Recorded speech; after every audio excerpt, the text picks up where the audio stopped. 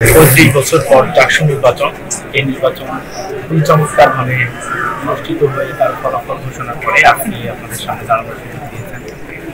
আমি কৃতজ্ঞতা প্রকাশ করছি আমার শিক্ষার্থী ভাই বোনদের প্রতি, যারা আমাদের উপর আস্থা রেখেছেন। আমরা তাদের কাছে গিয়েছি, তাদের অসংখ্য জানার চেষ্টা করেছি। তারা আমাদেরকে অসংখ্য সম্মান দিয়েছেন, ভালোবেসেছেন। তো আমি বলতে চাই যে দায়িত্ব আমাদেরকে তারা দিয়েছেন সম্পূর্ণরূপে একটি আমানত। আমরা চাই আমরা যে দায়িত্বের আমানত তারা আমাদেরকে দিয়েছেন, আমরা পাবো। আমরা বলেছি যে যদি আমাদের ব্যাপারে, আমাদের দায়িত্বের ব্যাপারে কোনো প্রশ্ন থাকে, আমাদের অবশ্যই আমাদের সঠিক পথে রাখবেন। তারা অবশ্যই আমাদের পরামর্শ দিচ্ছেন।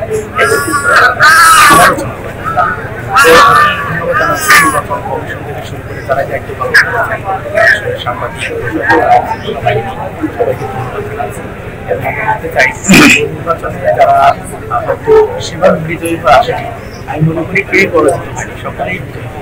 আমরা এখান থেকে অনেক কিছু শিখেছি, আমাদের অনেক চিন্তা, অনেক সৃজনশীলতা আছে, যেগুলো আমরা এখানে শিক্ষার্থী ভাই বোনদের সাথে দেখতে আমি মনে করি সকলেই যদি ঐক্যবদ্ধ প্রচেষ্টা থাকে, যদি সকলে মিলে আমাদেরকে সহযোগিতা করে এবং আমরা সকলে মিলে একটা প্ল্যাটফর্মে ইনশাআল্লাহ চট্টগ্রাম বিশ্ববিদ্যালয়ে এই ছাত্র সংসদ সারা বাংলাদেশ স্ট্রং হয়ে থাকবে।